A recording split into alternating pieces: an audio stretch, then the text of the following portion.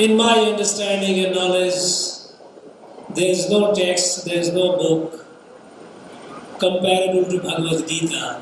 The national education policy is one such initiative, revolutionary in nature. We know that there are some people who still have reservations, but these are primarily because they are ignorance, they are not read and appreciated. And I am very confident that sooner than later everyone will come around. We find here people in responsible position, holding very high position, talking from the public platform that British rule was a blessing in disguise. They say that but for the British rule there would not have been development in the country or in Tamil Nadu.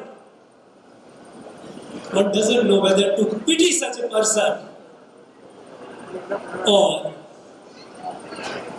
to feel sad about it. How can anyone claiming to be educated, holding high position, says that British rule was a blessing? Some decade back, there was a Prime Minister who went to Oxford when a Indian chair was being instituted, funded by India. And there, that gentleman praised the British rule, following the British approach of divide, making the apparent differences, apparent diversity as basic differences, trying to project as a race, as a religion, as a language. These are divisive. These are the legacies of British, and these also are being used by the people, those whose minds are colonized.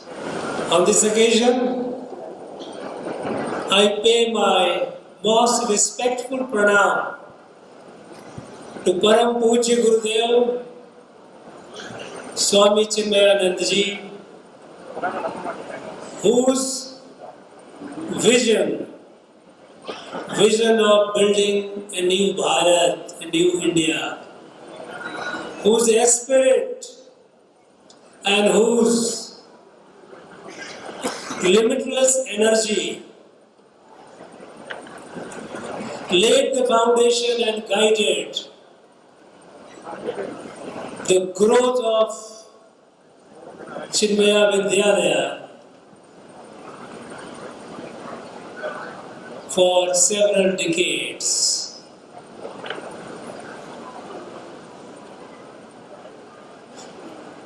Swami Chinmayananda Ji, he devoted his life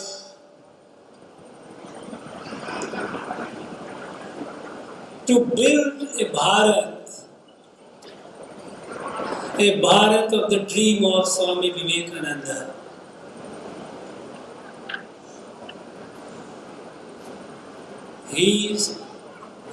Pujya Gurudev initiated several projects, and one of these was, I'm not referring just to Chinmaya Vidyalaya, several others. He sought to awaken the society through numerous Gita Jnana Yajna which he used to conduct in series, with a greater emphasis on the Karma Yoga.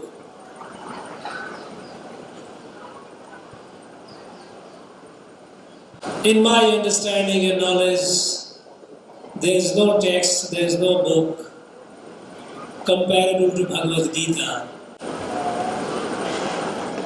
which has everything for everyone. Every station in life, every walk in life, every situation in life, it has a message and inspiration.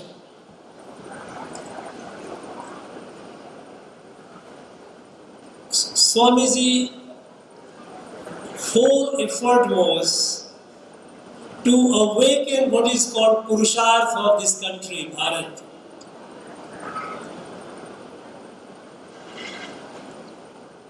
During the British time, we all know how the British deliberately had emasculated our sense of selfhood, our sense of pride. And in that backdrop, Swami Vivekananda, when he began his journey of message to the world through the Parliament of Religion in US, and he continued through his life, though it was short, but the message that he gave was something which actually exhorted the conscience of every Bharatiya to come out of the sense of inferiority, to be proud of our heritage and move forward. After the British left, our education system unfortunately remained. Education policy, education system remained something, a continuation of the British rule. And it was in that backdrop that Puja Gurudev thought of starting Chinmaya Vidyalaya to build the future Bharatiya. Because the colonial system of education could not have made it possible. And so Chinmaya Vidyalaya, it is not just an emphasis on your knowledge, your skill, but also the wholesome development of your personality. The physical, intellectual, and spiritual, with a sense of nation and nationhood. Because this nation, some people say that as a Swami, he was for the world. Yes, he was for the world. But the journey has to begin from somewhere. Rishi Aurobindo, when India got freedom, at the time he jotted down his dreams of free India. And there he said that entire universe, Earth, is the only evolutionary planet, is the only planet where we have life, and life is in the process of evolution. And on this planet, Earth, Bharat is the only country where this awakening, this revelation came about oneness of creation, the oneness of all being, from which our prayers, our worldview, our approach to ourselves and the society, they all grew, they all developed as an extension of that Adhyatma. And then Rishi Aurobindo asked the question, was it just by chance? And then he answers, no, it was not by accident, by coincidence, it was a divinely mandated mission. And then he says that it's the Bharat alone, with its spirituality of universal brotherhood, oneness of the entire creation, can save the world, can show the light to the world. Because he had seen the devastation of the 2 world wars. He had seen the devastation, how the human being had the most unimaginable destructive power when the nuclear weapons were dropped at Japan. Millions and millions of people died. And then the question that actually perturbed Rishi Aurobindo was, what was the fate of humanity? Was it self-destruction? Then he says, no, it was not self-destruction. It was evolution to the next plane. The evolution to the plane where Bharat's rishis, Bharat Munis, they had achieved through their individual revolutionary practices, they had achieved that realization to see easily the oneness of all, every being. That stage has to be reached, and then all the differences, all the contradictions, all the antagonism will disappear, will drop, and there will be universal brotherhood, and that will be the true manifestation of Vasudhaiva Kutumbakam.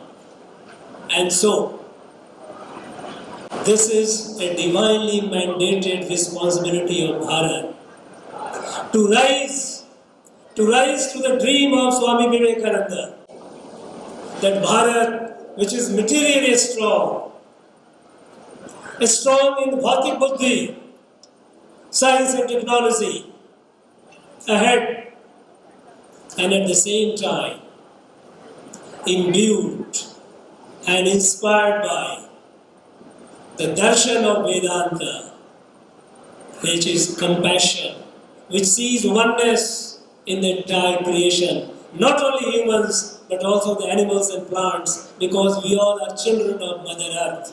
We are a part of a family. That dream, that divine mandate, it took long time for this country to move forward to fulfill that divine mandate.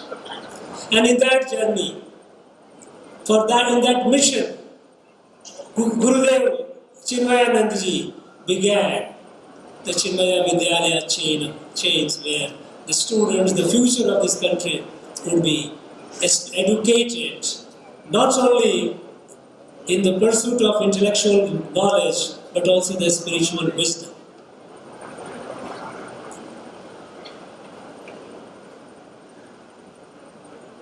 Today we are also celebrating nowadays 75 years of our independence. The mission, the divinely mandated mission for Bharat to rise and show the world, lead the world, it took a lot of time. Lot of time it took because we had lost the way. We had lost the way because we did not listen to the message of Swami Vivekananda, Swami Chinmayananda, Rishi Aurobindo, all our ancient sages and rishis. And we went on pursuing the European model, the British model of education, where a student would through rote learning, pass the examination, get the degree, and then they will be running here and there for job.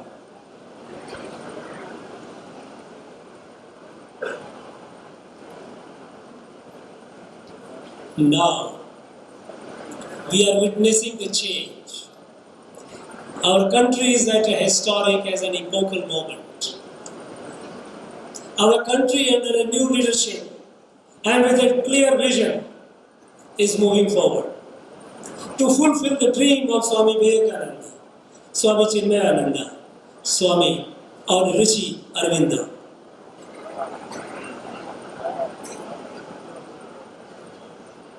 In the past, we progressed. We built industries. We also improved our health and education infrastructure. But it was a progress without a compass, without a vision. Progress in itself cannot be a vision. Progress has to be. If only it is with a vision, with a sense of destiny and destination, only then it gets momentum, only it gets direction. It must have a compass. It must have a compass that tells the direction. This is the way we have to go, and this is where we have to reach, and within this time we have to reach. Today we have the compass, we have the sense of destiny, and we have a sense of time. We have a national leader who has set the goal for us, for the country. That this country has waited for far too long to fulfill the divine mandate to save the world. And as a result, because of this delay on our part, the world is facing a huge crisis. Be it climate, be it war, be it poverty still in many parts of the world, be it global pandemic. We cannot waste time. Bharat cannot waste time anymore. We have to fulfill the divine mandate within a time limit, and that time limit is what is called Amrit Kal. In the next 25 years, next quarter century, Bharat has to be in a position that it leads the world towards a happy new world. A world in which all these antagonistic isms drop. We live like a family. Vasudhaiva Kutumbakam, the whole world lives like a family. And this Amrit Kal, the sense of time and sense of destiny to be the leader, there are several initiatives. The National Education Policy is one such initiative, revolutionary in nature.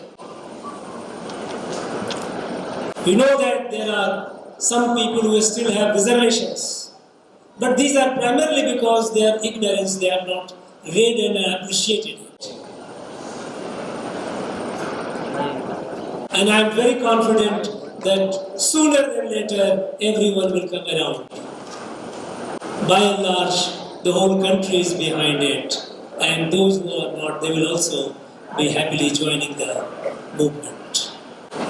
Adopting the National Education Policy 2020, because this is the way forward to build this country, to fulfill its divine mandate, to save the world by being the world leader. And in this, our Prime Minister has also mentioned in the latest 15th August, he mentioned Panch Prana. You know Panch Prana. Panch Prana is our yogic concept. In Yoga Vasist, it talks about Panch Prana. That the body, it has the element, the five prana, vayu, in different locations of the body. Prana, Udan, Apan, Saman, Vyan, all these five, balance of it makes the body healthy. To make this Bharat, to achieve its destination, to fulfill its destiny, it has to have its own five Panch Prana. And these five Panch Prana defined for Bharat is number one, resolve to make this country, Bharat, a fully developed country in the next quarter century. A fully developed country.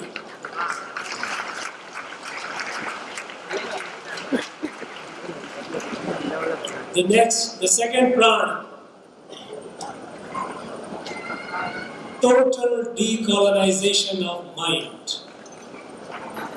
We are not yet decolonized. As Mahatma Gandhi said, when the people in the 1947, when people were celebrating independence and he was somber, some people asked him, why are you not enjoying and you are not celebrating? Mahatma Gandhi said something which is very, very pertinent, valid even today. He said, British have left us physically. They are still in our mind. And they are so deeply embedded in our mind that it will be very difficult. We have to work hard to remove them from our mind.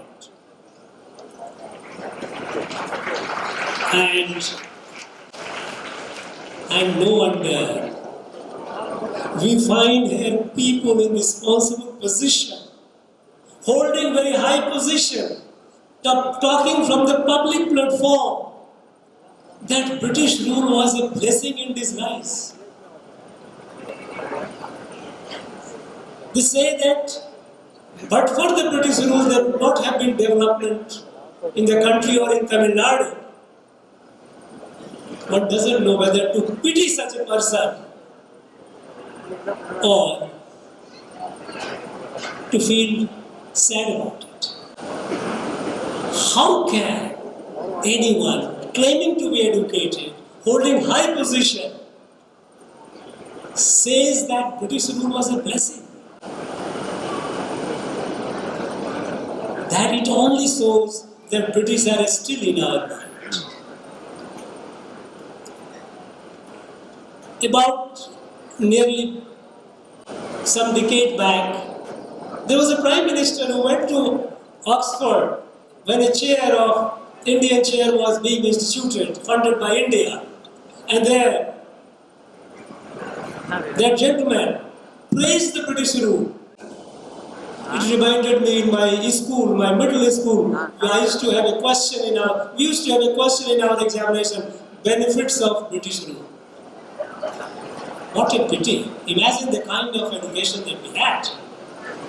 And still, that mind it is there.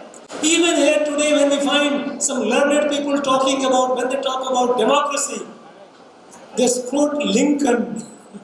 I'm surprised. What was democracy like? Of Lincoln, except the definition that he taught. In his time, women were not empowered. Blacks were not considered as human beings. They were animals. People without property they had no place. But we swear by them. We forget our own heritage of participatory decision making since several thousand years. Prime Minister even today in Man Ki Baat, he mentioned about the place where in our Tamil Nadu, here about 1.5 hours drive from Chennai, where you have the inscriptions of participative decision making. Such inscriptions and such evidence are there in other parts of Bharat also. So, we have forgotten who we are, who we were, and we keep imbibing and quoting. I find even in the university, I find it sometimes, when I go for certain function in the university, the paper written and people start talking about in number of, this man said, some John Stuart Mill says, this Grierson said, this said, that said. Arey yaar, come on, let us talk about what our people said. They have said much more. Where was Europe? They were nowhere. Europe was nowhere. Europe is a creation in the last about 250 years. But this is the colonization of our mind. So, the second prana is decolonization of mind. We must work towards that. The third is pride in our heritage. We must take pride in our heritage. Living heritage, which is our culture and spirituality. And monuments, living monuments, which are still living and giving us a message. And even those monuments, the heritage, which have been put to the ruins during the period of invasion and colonization, but they remind us how great we were. Whether it is remains of Hampi in Karnataka or Nalanda, remains of Nalanda, whichever place, they all tell us how great, how magnificent we were. Pride in our heritage. The fourth prana is Kartabya Bodh, sense of duty. We have talked enough about our rights, our privileges. Our constitution also mandates us to follow certain duties. We must be conscious of our duties because it's only by fulfilling the duties we can build the nation.